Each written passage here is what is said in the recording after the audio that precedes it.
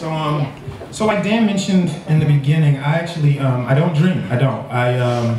Maybe twice a year I have a dream, and so people say, "Oh, you dream all the time. You just don't remember it." Well, my experience is, I close my eyes, hours go by, and then I open them, and that is it. That's it. But I did used to dream. And when I used to dream, I used to have this recurring dream that I know was related to a childhood memory that I had. So growing up as a kid, I was like the king of my little friends group. It was like 5 or 6 of us, and I ruled with an iron fist. Like anything, even like if it was the games that we were gonna play, like we would be like, let's play hide and go seek. No, we already played that. Let's play red light, green light. Da, da, da. And they're arguing, and I'm like, enough. Today we will play freeze tag. And he was like, yeah, freeze tag, that's right, Chris, silence! Not it. So I mean, I was the king, right? But being the king came with a lot of responsibility. And I remember one day we were hanging out, and a nice lady came up to us, and she's talking to us, she's asking us questions, and then she tells us that she's Lamont's mother. Now, Lamont was a kid who lived in the building next to me. I lived in 3820. Lamont lived in 3822. And I know that Lamont lived with his father, Big Lamont, they look just alike, and he lived with his stepmother as well. So to meet Lamont's mother, it was like, oh my God, Lamont's mother, like we were really excited about it. And she was telling us that she was visiting, and she wanted to surprise Lamont. So if we could help by going to get him, bringing him outside, and she would be like, hey, Lamont, and it would, all happy. So we were excited about this, but I'm looking, I'm like, I'm not gonna send one of them to do a man's job. I'm gonna go take care of this. So I go, and I go, knock on the door, can Lamont come out and play? So Lamont comes out, and I'm just giddy. I'm walking, I'm like, oh my God, Lamont, you have no idea the surprise we have in store for you. So we walk up, and we come around the corner, and my friends are standing there with Lamont's mother, and she goes, hey Lamont, and Lamont is just standing there. And we're like, what's going on? And she's like, how you been? And he isn't saying anything, and he looks like scared. And it was just a really weird thing, and we're standing there. Before we knew it, she grabs Lamont, and she grabs him by the neck, and you could see his shoulders kind of tense up from the pressure that she was putting on his neck, and we're in shock. We don't know what's going on, and she pulls him to her car and throws him in and shuts the door and gets in and drives off. And we're frozen. We don't know what the hell is going on.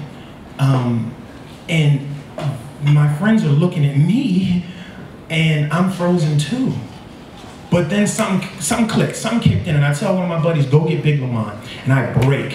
I start running because in this neighborhood, in this apartment complex, cars had to go around the buildings and around the bend and then drive down the straightaway to get out of the complex, whereas if you were on foot, you could cut behind 3830 and get to the exit way, if you will, before the car could. So I'm booking, and my friends are booking right behind me, and we beat the car there.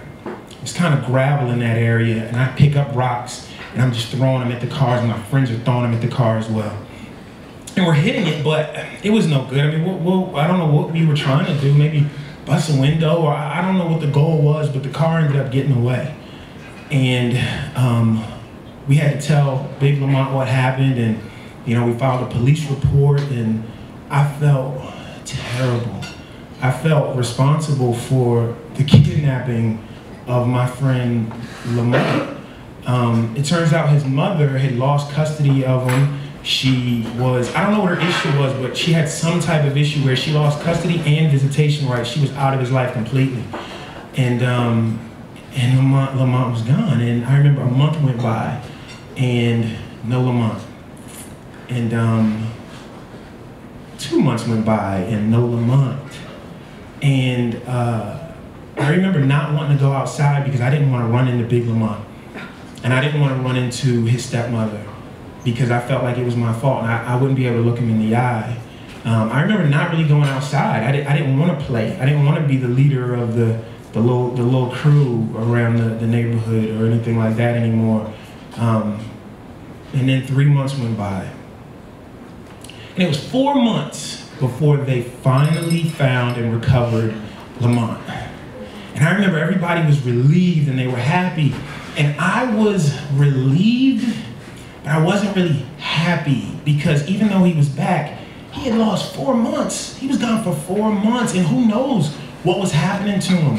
Who knows what that lady, his mother, was doing to him? We didn't know. I didn't know. And so I felt the guilt. You have no idea.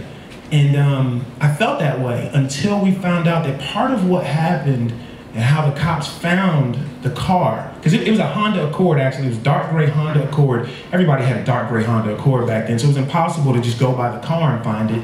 But the cops were looking for it, and what happened was they saw the car and they remembered the police report with all the rocks, and this car was pelted, dented all up, and even the back rear window, you know, the little triangle shitty shit, that little thing, even that was cracked from the rocks that we were all throwing. And that's what tipped them off. And just that little bit of relief, that little bit of, oh my God, I did something right. Because if I hadn't chased, that wouldn't have happened. And if my friends wouldn't have chased with me, and if I wouldn't have started throwing rocks, they wouldn't have done it either. So I started feeling, you know, at least a little bit better, at least better enough to go outside and play again and you know, hold my head up high. I guess I got my confidence back. I didn't know what confidence was at that age, but now I do. I know that I had gotten my confidence back. And I remember it was the same types of arguments, you know, like, what game are we gonna play? What are we gonna do?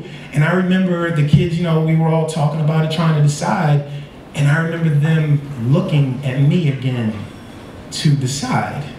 It was like I was back and we were back as a crew. And that's it. That's my story.